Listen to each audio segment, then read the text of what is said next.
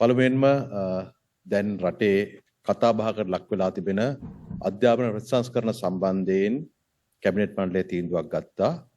ඔබ කවුරුත් දන්නවා අධ්‍යාපනය කියලා කියන්නේ සාමාන්‍යයෙන් අපේ රටේ ඉතා විශාල වැදගත්කමක් සහිත ක්ෂේත්‍රයක්, වැදගත්කමක් සහිත විෂයක්.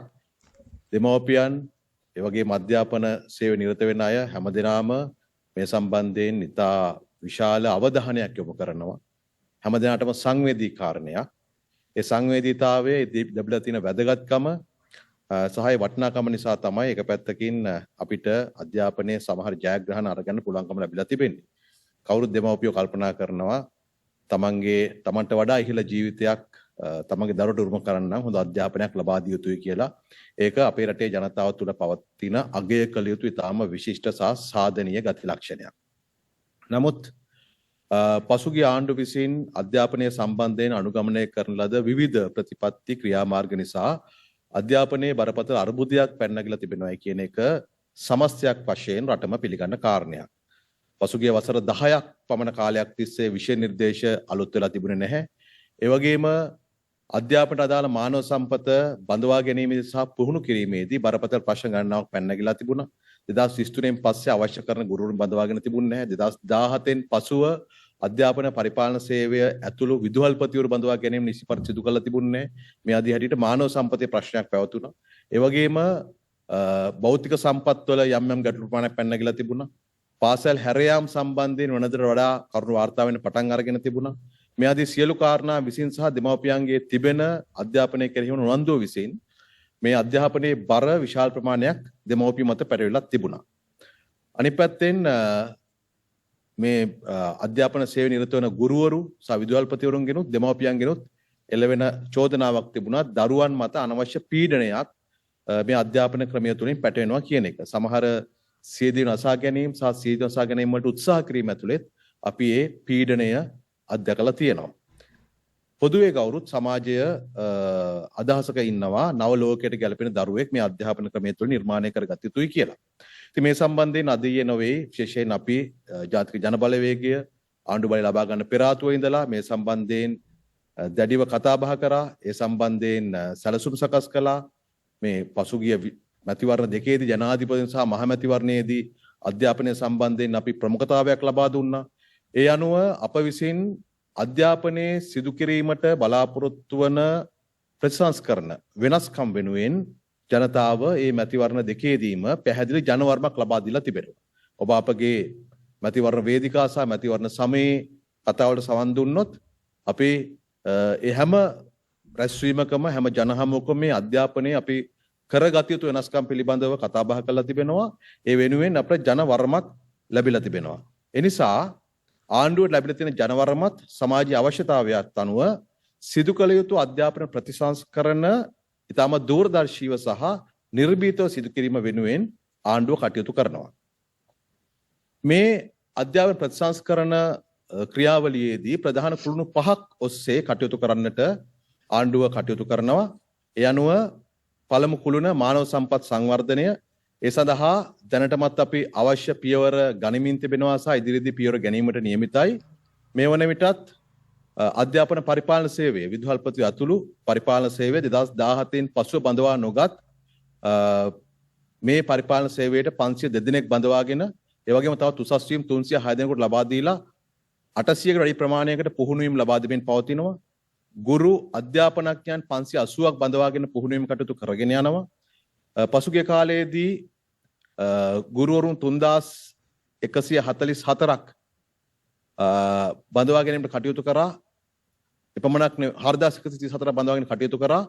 ඒ වගේම අද මම ඊළඟට ඉදිරිපත් කරන කැබිනට් පත්‍රිකාවකින් අපි අනුමැතිය ලබාගෙන තිබෙනවා තම කඩිනමින් ගුරුවරුන් 23344ක් බඳවා ගන්නට. මෑත කාලයේදී මේ තරම් ගුරුවරු ප්‍රමාණයක් බඳවාගෙන කටයුතු කරේ නැහැ.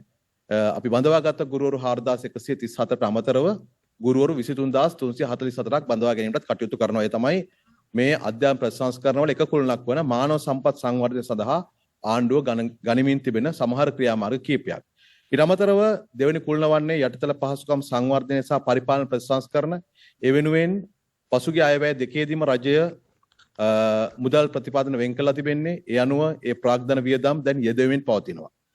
ඒ වගේම මේකේ තුන්වෙනි කුළුණ තක්සේරු සහ ඇගීමේ කටයුතු ඒකට අදාළ ධාරිතා වැඩි කිරීම සහ පුහුණුවීම් කරගෙන යමින් තිබෙනවා. හතරවෙනි කරුණ විෂයමාලා සංවර්ධනය ඒ කටයුතු ආරම්භ කළා. පස්වෙනි කරුණ මහජන දැනුවත්භාවය සහ ප්‍රවර්ධනය. මෙන්න මේ කුළුණු පහ ඔස්සේ තමයි අධ්‍යාපන ප්‍රතිසංස්කරණ ක්‍රියාවලිය දියත් කරමින් පවතින්නේ. ඒ අනුව 2026 වසරේදී පළවෙනි ශ්‍රේණියේ සහ 6 වෙනි ශ්‍රේණියේ මේ කුළුණු පහෙන් එකක් වන විෂයමාලා නිර්දේශ සංවර්ධනය කියන විෂයමාලා නිර්දේශ සංවර්ධනය කියන කුළුණ යටතේ 2026 වසරේදී පළවෙනි ශ්‍රේණියේ සහ 6 වෙනි ශ්‍රේණියේ විෂයමාලා නිර්දේශ වෙනස් කිරීමට කටයුතු ආරම්භ කරන ලැබුවා.